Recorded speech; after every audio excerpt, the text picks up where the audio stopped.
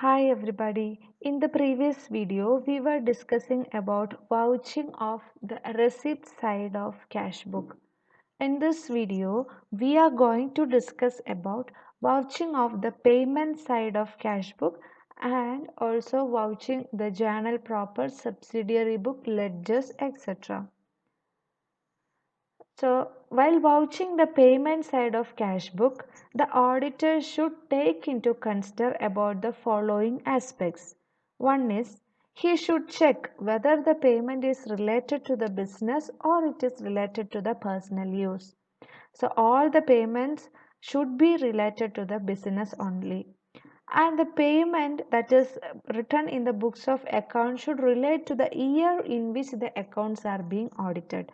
So the auditor should check whether the payment is related to the current year or not, and the payment should be properly approved and authenticated by responsible officer. He should also check whether the payments are correctly accounted for the books of account. He should check that no payment should be left unrecorded and the amount should be correct, and all payments supported by payment should be supported by proper voucher. An auditor should check whether the all payments written in the cash book is supported by proper voucher, and he should also check whether the payment made is made to the proper person. He should also check or he should also tally it with the books of accounts, and the legality of payment should also be verified. So these are some of the important aspects that an auditor should check while he is vouching the payment side of cash book. One is he should check whether it is related to the business, should check whether it is related to the current year and approved and authenticated by a responsible officer.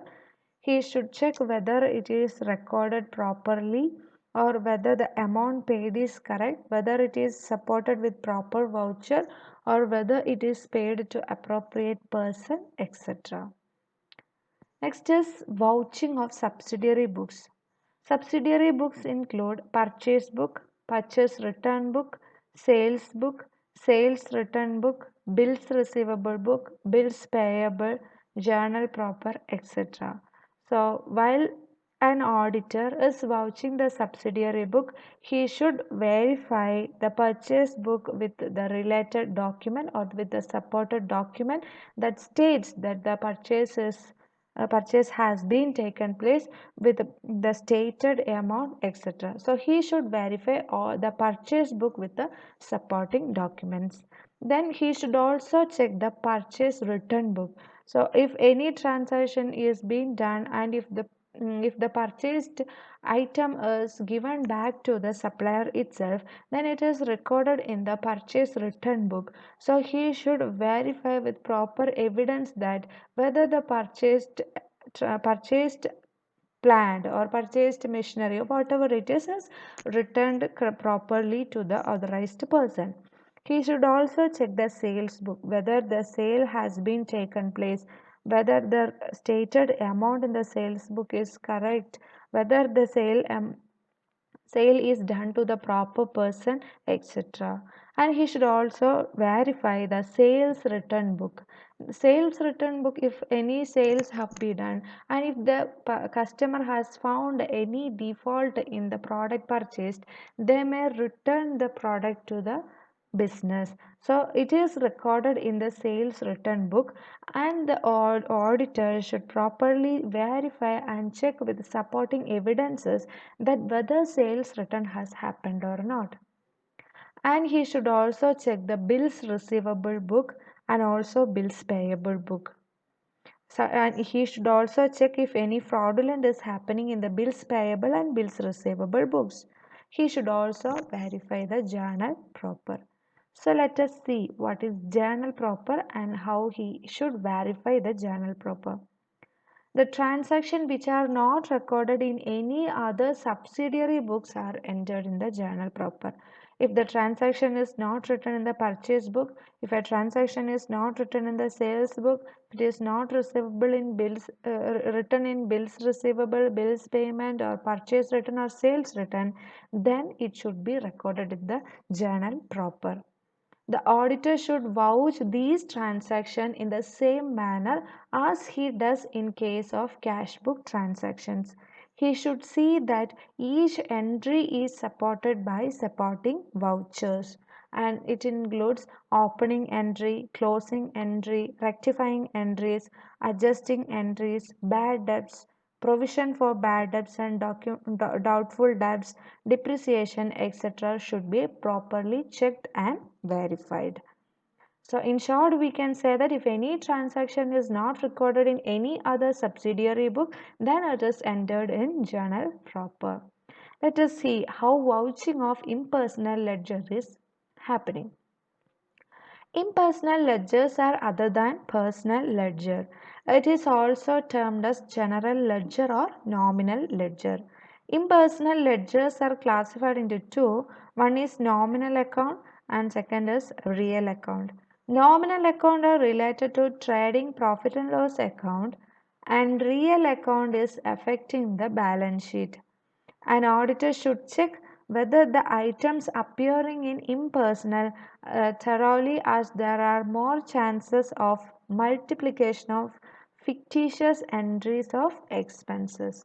So it is very important for an auditor to vouch the impersonal ledger because there are chances of multiplication of fictitious entry of the expenses. So vouching of impersonal ledger means impersonal ledgers are those ledgers other than personal ledger. It include real account and nominal account. Real account is related to trading and profit and loss account, and nominal account is related to trading and profit and loss account, and real account is related to balance sheet. And some of the impersonal ledgers include outstanding liabilities and also outstanding asset. Outstanding liabilities include there may be an expenditure already incurred for which the corresponding benefits could not be made available for the business during the period, or some portion of this pertains to the period subsequent to the date of balance sheet. If any liabilities are not paid until the balance sheet is prepared, then we call it as outstanding liabilities. Some of the example for outstanding liability include prepaid expenses, acquired income, deferred revenue expenditure, etc. Then outstanding assets.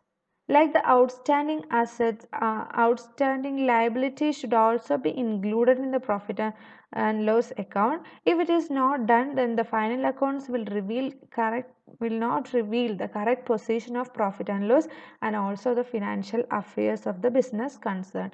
If any outstanding assets are there, then it should also be recorded in the books of account and it should also be verified. Some of the example for outstanding asset include unearned income, unpaid or outstanding expenses, purchases made at the close of the year or at the end of the year, etc.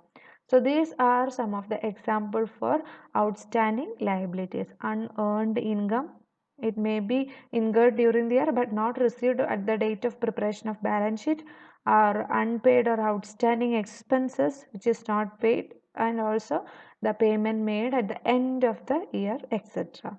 Then liability for electricity charges, rent, rate and tax, etc. To calculate the correct profit and loss account of the current year, provision should be made for all this. If it is not done, then the profit and loss account will not reveal the correct position, and this is a liability for expense payable which will become due for the payment during the current year.